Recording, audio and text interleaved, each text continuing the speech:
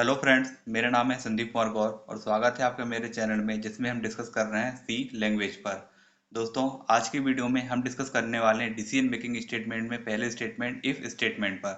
यदि आपने इससे पहले वाली वीडियोस नहीं देखे हैं तो उन वीडियोस को जरूर देखें जिसमें हमने डिसीजन मेकिंग स्टेटमेंट की थ्योरी पर डिस्कस किया हुआ है। दोस्तों, वीडियो शुरू करने से पहले आपसे रिक्वेस्ट है कि यदि आपने अभी तक चैनल को सब्सक्राइब नहीं किया है तो चैनल को सब्सक्राइब कर लें और बेल आइकन को प्रेस कर लें जिससे कि आपको आने वाले लेटेस्ट वीडियो की नोटिफिकेशन प्राप्त हो सके। तो आइए शुरू करते हैं आज का वीडियो। सबसे पहले देखते हैं कि इफ स्टेटमेंट की डेफिनेशन क्या होती है। The if statement is a powerful decision making statement and is used to control the flow of execution of statement. इससे पहले वाले वीडियो में हमने डिस्कस किया हुआ था कि जो प्रोग्राम का एग्जीक्यूशन होता है या फ्लो ऑफ एग्जीक्यूशन होता है वो तीन प्रकार का होता है, सिक्वेंशियल, या फिर सेकंड होता है ब्रांचिंग या जंपिंग, और थर्ड होता है इटरेटिव। तो ये जो हमारा इफ स्टेटमेंट है ये कंट्रोल करता है फ्लो ऑफ एग्जीक्यूशन को। मीन्स ये जो सेकंड हमारा एग्जीक्यूशन होता है ब्रांचिंग या जंपिंग वाला, उसके लिए हम यहाँ पे इफ स्टेटमेंट का यूज करते हैं।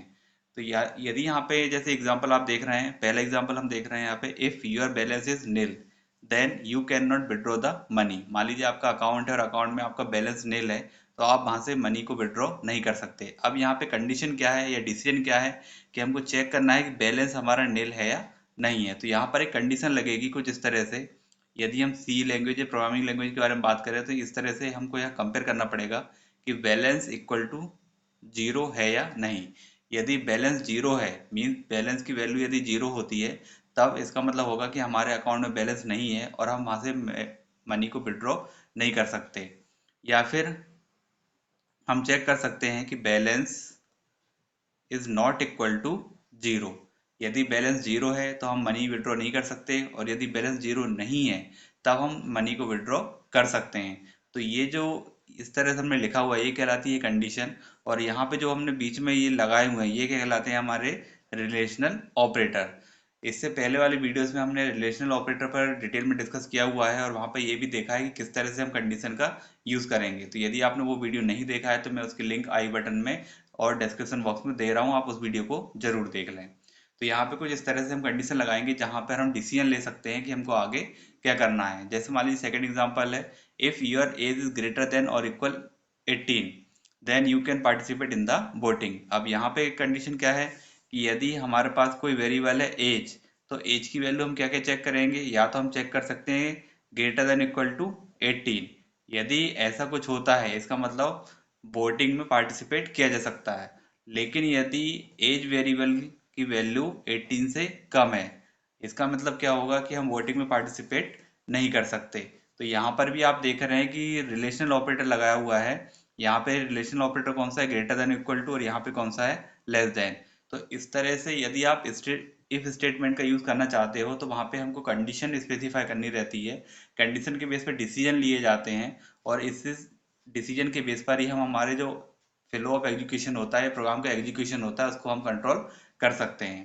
तो यहाँ पर हम इफ स्टेटमेंट का यूज करेंगे और इफ स्टेटमेंट का यूज करने के लिए आपको रिलेशनल ऑपरेटर का जो नॉलेज है वो होना जरूरी है। तो इसलिए आप उस वीडियो को भी जरूर देख लें। अब यहाँ पे सिंटेक्स के बारे में बात करते हैं। इफ स्टेटमेंट का यदि हम सिंटेक्स देखें तो सबसे पहले कीवर्ड आता है इफ। इफ कीवर्ड आता है, देन पेरेंथेसिस। पेरेंथेसिस में आप लिखेंगे कंडीशन, जिसको हम टेस्ट एक्सप्रेशन भी कहते हैं। यहाँ पर आपको क्या लिखना है, कंडीशन लिखना है। कंडीशन का फॉर्मेट कुछ इस तरह से है, ठीक है। फिर यहाँ पे कर्ली ब्रेसेस ओपन, ये ब्लॉक बताता है, कर्ली ब्रेसेस क्लोज। ब्लॉक का मीनिंग होता है कि इस कंडीशन पे कितने स्टेटमेंट डिपेंड करते हैं। तो यहाँ पर वो स्टेटमेंट आते हैं जो कंडीशन के ट्रू होने पे वर्क करते हैं। तो यहाँ पर हम लिख सकते हैं स्टेटमेंट्स ब्लॉक। ओके। और ये क्या होता है, executed if condition is true. तो यहाँ पर क्या होगा, सबसे पहले आपने क्या दिया, इफ कीवर्ड दिया, पैरेंथेसिस लगाया, पैरेंथेसिस के अंदर आप क्या दे रहे हैं, टेस्ट एक्सप्रेशन मींस कंडीशन दे रहे हैं। यदि कंडीशन ट्रू होती है तब कर्ली ब्रेसेस के अंदर जो भी स्टेटमेंट लिखे हुए हैं वो एग्जीक्यूट होते हैं, और यदि कंडीशन फॉल्स हो जाती है तो इन ब्रेसेस को छोड़कर हम यहाँ से आगे निकल जाएंगे। मीन्स यहाँ पे जो स्टेटमेंट लिखे रहेंगे इन पर काम किया जाएगा। Statements outer.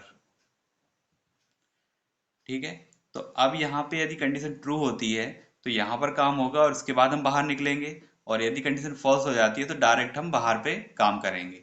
इसका हम फ्लो चार्ट भी देखते हैं, उसका एक एग्जांपल देखेंगे, और साथ ही साथ हम यहाँ पे प्रोग्राम भी देखेंगे, प्रैक्टिकल करके भी देखेंगे कि किस तरह से इस पे वर्क किया जाता है। फ्लो चार्ट देखते हैं। फ्लो चार्ट के लिए ये जो सिंबल होता है ये कंडीशन को रिप्रेजेंट करता है, या फिर हम इसको बोल सकते हैं टेस्ट एक्सप्रेशन। यहाँ पे मैंने लिख दिया कंडीशन। कंडीशन का रहेगा एक एंट्री पॉइंट, मीन्स यहाँ से हमने एंट्री की है।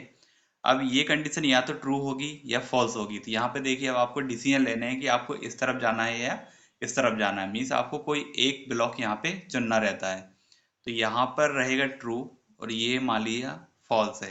कंडीशन के ट्रू होने पे इस तरफ जाएंगे, कंडीशन के फॉल्स होने पर इस तरफ जाएंगे। कंडीशन के ट्रू होने पे इन स्टेटमेंट पर काम होगा,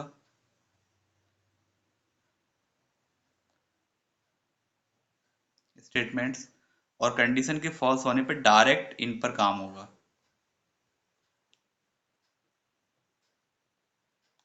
अब देखिए, यहाँ पर भी स्टेटमेंट्स है, यहाँ पर भी स्टेटमेंट्स है, पर इन पे काम कब होगा? जब कंडीशन ट्रू होती है। और यदि कंडीशन फॉल्स हो जाएगी तो इसको स्किप किया जाएगा और डायरेक्ट कहाँ पर आएगा? स्टेटमेंट्स पर आ जाएगा। लेकिन यदि कंडीशन ट्रू होती है तब इन पे जाने के बाद फिर कहाँ पर आएंगे? आउटर स्टेटमेंट्स पर आ जाएंगे। ओके, तो देखिए, ट्रू होने के बाद क्या होगा? इन पर आएंगे और इसके बाद इधर जाएंगे। लेकिन यदि कंडीशन फॉल्स हो जाती है तो ट्रू वाले ब्लॉक पर नहीं जाएंगे, डायरेक्ट हम कहाँ निकल जाएंगे? बाहर निकल जाएंगे। और इसके बाद जो भी नेक्स्ट स्टेटमेंट रहते हैं उन पर काम होता है सीक्वेंस में,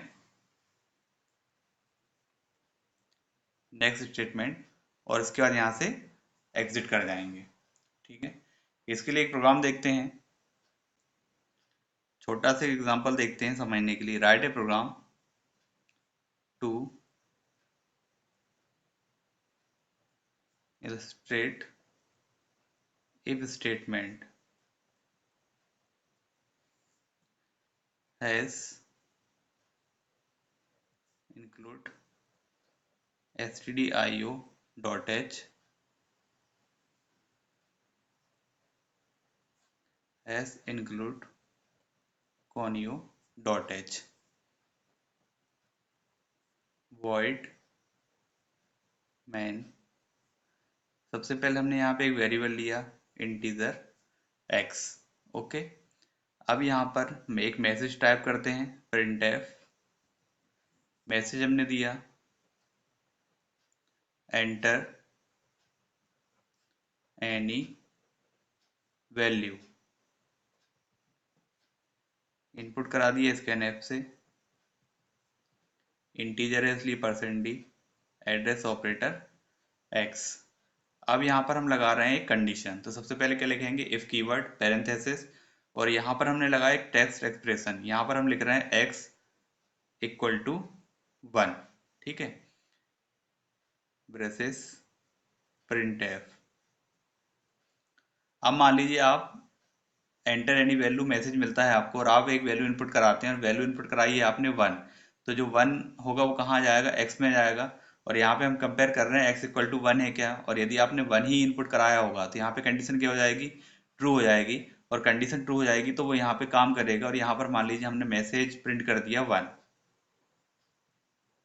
ओके, और यहाँ पे पेरेंथेसिस क्लोज। अब यदि हम यहाँ पे फिर से एक इफ लगा देते हैं, और इस बार हम कंपेयर करते हैं x not equal to 1, curly braces open, print f, और यहाँ पे लिखते हैं इस बार नॉट 1, पैरेंथेसिस क्लोज, और लास्ट में मेन फंक्शन का क्लोज। अब देखिए यहाँ पे किस तरह से काम होगा। सबसे पहले एक वेरिएबल डिक्लेयर होगा x, तो यहाँ पर हमने मान लिया कि वेरिएबल डिक्लेयर हुआ है x। ठीक है, मैसेज मिला आपको एंटर एनी वैल्यू। अब आप कोई ना कोई वैल्यू एक इनपुट कराएंगे। मान लीजिए आपने x में कोई वैल्यू इनपुट कराई, चलिए हमने x में इनपुट कराया 2, तो यहाँ पर x के पास क्या वैल्यू आ गई? 2 आ गई। अब यहाँ पे कंपेयर किया जाएगा x इक्वल टू 1, तो हम क्या कंपेयर कर रहे हैं यहाँ पे? 2 इक्वल टू 1। अब 2 इक्वल टू 1, तो ये कंडीशन ट्रू होगी या फॉल्स होगी? ये कंडीशन हो जाएगी फॉल्स।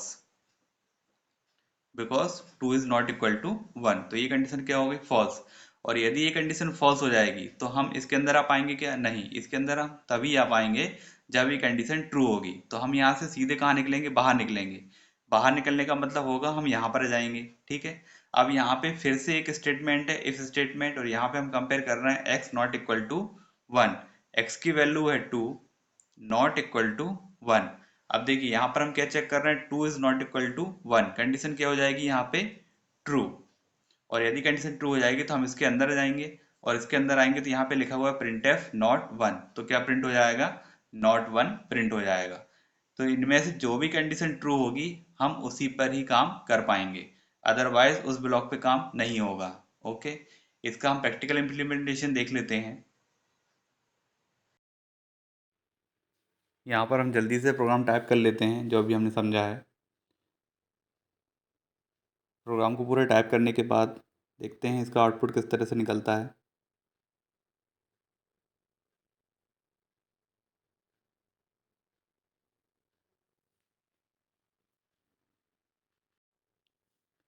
प्रोग्राम पूरा टाइप कर लिया है, अब इसको सेव कर देते हैं। सेव करने के बाद इसको करते हैं कंपाइल। तो देखिए इसमें कोई भी एरर नहीं है। अब इसको करते हैं रन। रन करने के बाद यहाँ पे मैसेज आ रहा है enter any value for x.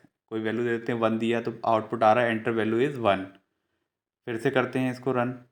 इस बार हम देते हैं कोई और वैल्यू। इस बार हमने दिया 6 तो वैल्यू आ रही, प्रिंट आ रहा है enter value is not 1। Means condition true होने पे अलग आ रहा है और दूसरी कंडीशन ट्रू होने पे अलग आ रहा है। एट ए टाइम कोई एक ही कंडीशन यहाँ पे ट्रू होती है। तो इस तरह से इफ स्टेटमेंट का यूज़ किया जाता है। तो दोस्तों, यदि आपको आज का वीडियो पसंद आए तो वीडियो को लाइक करें, शेयर करें और चैनल को सब्सक्राइब करें। Thank you.